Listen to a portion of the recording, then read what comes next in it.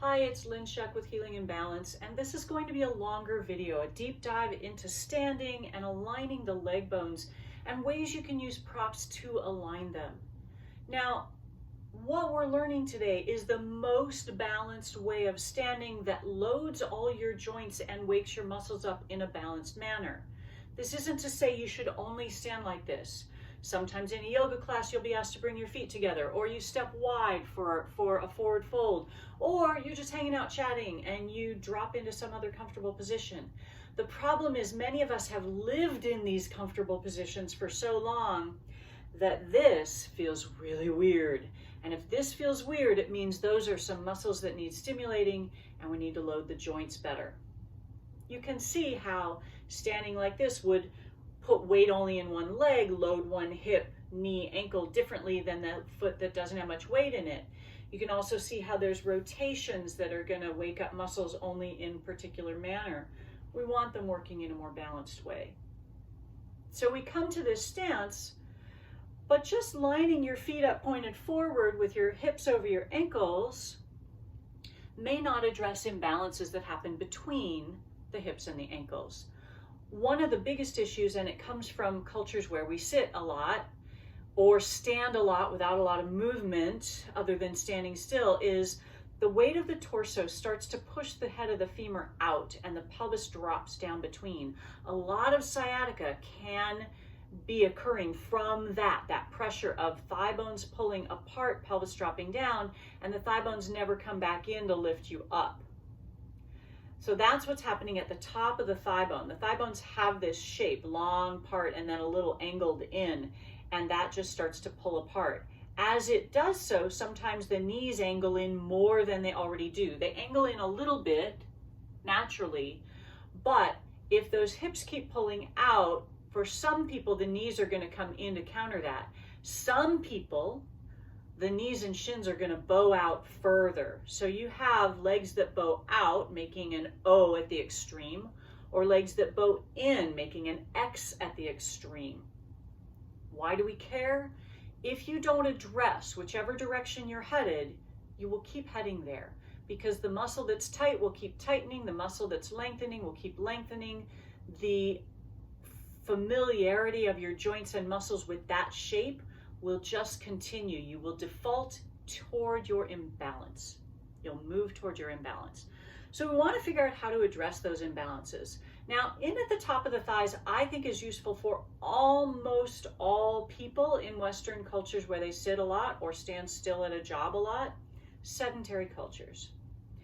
And one of the best ways to address that is to use a block. Now, I use yoga blocks, but you could also take a towel and you want to roll it up so that it's a good 6 inches, because it's going to squish more.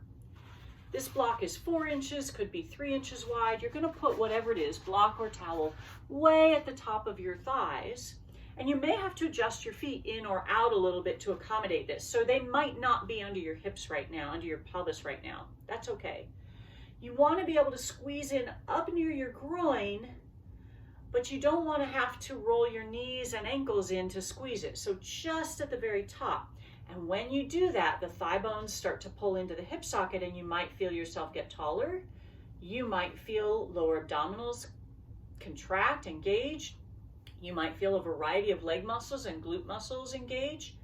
You might feel your feet different on the floor. Again, you shouldn't feel that you're rolling your ankles in, lifting the outer foot. So if your feet are too wide and you're having to do that, try putting your feet a little closer together. So that's what I call in at the top of the thighs. These are all lateral instructions. Straight in, straight out, straight in. And we don't want to move the whole leg. We want to move up at the top. Later, I'll show you movements you can do with all these various props in place in whatever combination you end up using them. So as we move down the leg, as I said, sometimes people's knees angle in and they end up what I would call bowing in. I don't like the phrase knock-kneed. I think knock-kneed has just a bad connotation. Legs bow in, legs bow out. So I'm going to take a belt. Now this belt has a lovely buckle on it that allows me to loosen and tighten it, and then once it's in place with tension, it doesn't move. If you don't have something like that, you just want something that's not stretchy, that you could tie around your legs. It's going to go just above my knees, just so you can see. I'm bending my knees. You can see it's just barely above my knees, right above the joint. And I plant my feet parallel and make the belt just snug enough. If you are using a belt, a yoga belt that has this debuckle, make sure the buckle's in front or back. If the buckle's on the curve of your leg, it loosens. It doesn't create the tension it needs to not loosen. So I just want to make it just tight enough that, again, I can press into the belt without rolling my ankles out. So if it's looser and I have to roll or move my whole leg, it's too loose. Just tight enough that I can press a little bit. One caution when you're working with the belt, and get closer to the camera, it's really easy to turn the knees out to press into the belt. Let's do it facing front. And we don't want that to happen. There shouldn't be rotation. Think of pressing straight out, and then you can see how pressing straight out could lead to pulling the thighs apart again. So you could put these two together, in which case you may have to loosen the belt. I told you this can be long. We put the block back in place, and then we snug the belt up with the block in place. And now we're moving both ends of the thigh bone like a fulcrum. The top of the thigh bone is pressing into the block, the bottom of the thigh bone into the belt. And I'm not pushing hard with either, a little bit. The harder you push, the more weight you're adding, weight resistance you're adding. It's like the difference between using a 2-pound hand weight for a bicep curl and pressing lightly, or pressing more firmly and you've got 10 or 15 pounds in your arm, right? It's just adding weight by you pressing more firmly in and out. And what this is doing, again, the top of the thigh bone is pressing into the block, the bottom of the thigh bone into the knee. Your feet, again, should not be rolling in or out. Cool? So now both of those are useful for somebody who's bowing inward, who, if they were to step their feet together, they couldn't. Their knees would touch first, or they'd force their feet together but kind of have to overlap the knees. I'm on the other end of that spectrum. If I bring my feet together, see there's daylight between my calves. There's not much daylight. I can bring it together, but if I'm relaxed, there's a little daylight. I've been working on this for over 20 years now, and you used to be able to put a grown man fist between my shins and it would just slide through. That's how bowed out I was. So this work really, really changes things. So for the person who's bowing out, we're going to put the block fairly low, just above the ankles. You'll notice I'm using a skinnier block here because I want as little pressure against my leg. I don't want to have like the length of the block. And I mean, if it's all I have is a 4-inch block, that's great. But if it can be less touching me, that would be super. So I have this 3-inch block, and that's what I'm using. If you don't have blocks, wrapping a towel around a book so the edges of the book don't hurt, that would work. That would work. So again, you might have to adjust your feet in or out. I'm using the block 6 inches wide. I could go wider in order to be comfortable, so that's up to you. But I want to line my feet up parallel, and I want to now be able to press into the block without lifting the outside edges of my feet. So I don't want to roll my knees in, lift my outer foot. I just want to try and press the shin bones in toward each other, just above the ankle. Again, you're going to feel muscles wake up. Glutes just fired. Inner thighs just fired. Bunch of things fired. Now, I would suggest that the person, whether they're using the belt here, the belt above the knees, or the block here, that they work with this block up here as well. You can work with any one of these, or you can put two together. Because of my build, I'm more likely to work here, in above the ankles and in at the top of the thighs. Some people are more likely to combine in at the top of the thighs with out above the knees using that belt. There's no right or wrong. And believe it or not, you could do all three, which is quite the combo.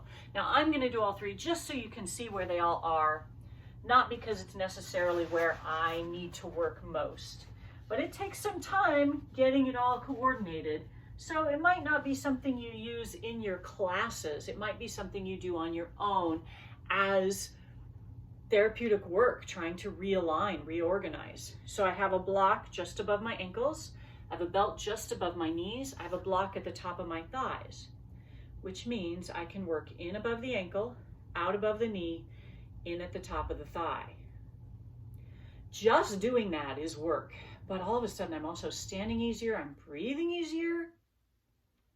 When your legs are holding you up better, your upper body doesn't have to work so hard. That's another video.